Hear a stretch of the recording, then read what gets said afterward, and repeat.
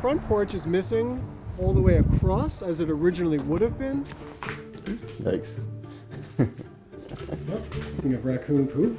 No one wants to live next to a vacant property. There could be squatters. They're often home for animals like raccoons. And it really makes it hard to be proud of your neighborhood and proud of your community. It's sat for so long. Yeah. It is now a full gut. Yeah. You have to gut this house entirely. So you've got your kitchen and bathroom in the back here. Mm-hmm. It's a nice large bathroom. It is a large space. Yeah. As we continue to get more properties through tax foreclosure, getting them listed for sale, finding buyers that can complete these renovations, it's offering more housing for our community, good quality housing. We're excited about trying to remove that negative influence and make people proud of where they live, make our neighborhoods beautiful places to be. I'll take it.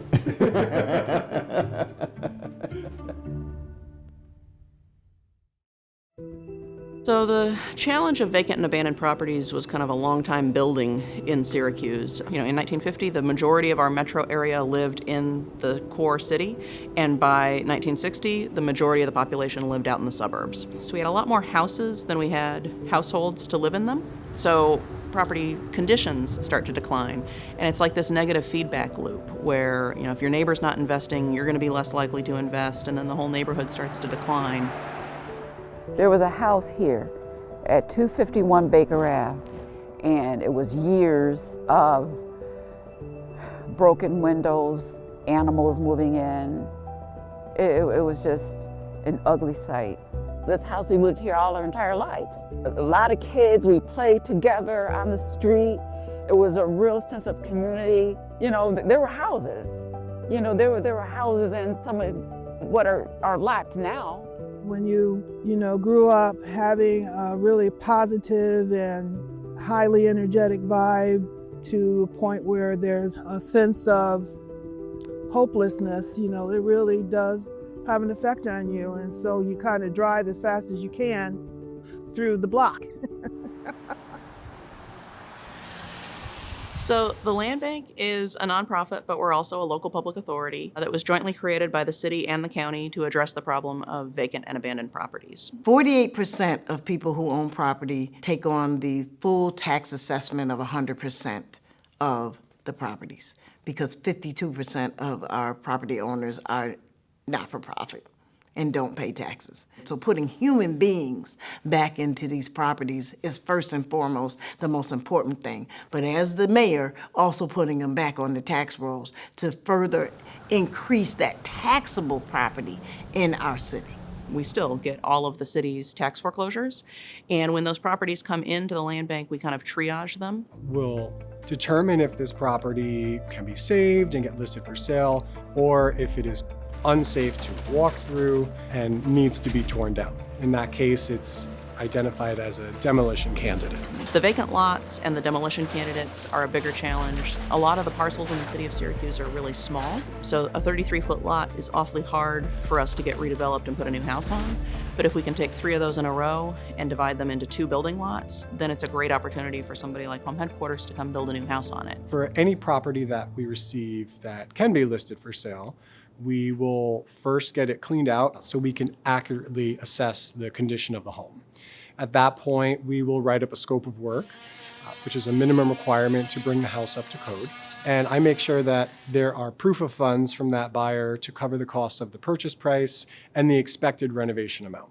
Our board of directors has to approve every sale. Your home is your biggest financial investment for most U.S. families, and we definitely want to see that opportunity for more Syracuse families. So we prefer that when the board is considering multiple offers. Now, the most important piece of this is we do put a lien on the property to make sure that the renovation is completed. Some people view the process as too hard or too strict, and there is a reason for that. We need to do our due diligence. Once I've learned more about the land bank and I had a better understanding that the reasoning behind them and their process was that they really were about really seeing individuals get into a space where they could actually be in position to refurbish the home. I had gained a respect for that. I think people have a very narrow scope of what the land bank does and its role in really creating housing stability and not only housing but economic growth in our city. The number of vacant buildings in the city of Syracuse has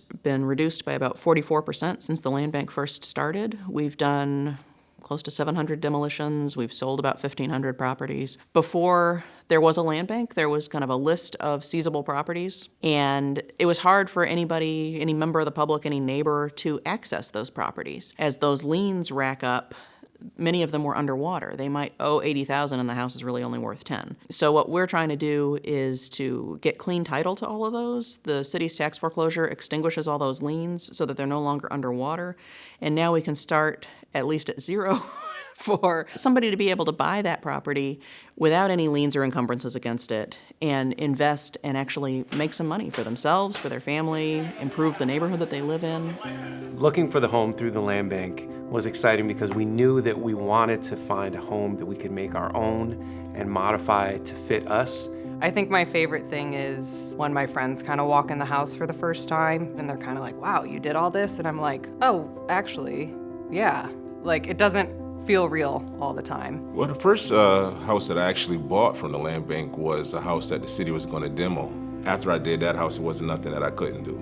It really kickstarted my mission to try to do these houses in these neighborhoods because no one's going to go in there and put money up. And the only people that's going to help our community is the people that actually live in the community. As he improved a house, you would see other neighbors start caring about what their houses look like. So it really started to improve that whole surrounding area. To be renovating this home and have so many community members stop us and say how much it meant to them and how much it meant to the community and how that was their favorite house in the neighborhood. And that was just like, wow. It's like a hug that you get for just doing a good job. I don't think it's any secret that there has been a deterioration of housing over the years, and I think we've got sort of a once-in-a-generation opportunity to build it back. We are growing, the city is growing, and we're really fortunate in the city of Syracuse that we have thousands of opportunities, these new build lots that are in communities that already have infrastructure. We already have the water and the sewer and the roads, so we can accommodate a lot of that growth here in the city of Syracuse. But it's really important that we all have the same vision in mind and make the process as smooth and transparent as possible, and that's what we're doing with the Syracuse Land Bank right now. This is urban planning at its finest. We have a need for good quality housing, and that's exactly what we're doing. It gives hope, right? Because it shows that this community is worth the money, that we are deserving. It makes you want to stay here.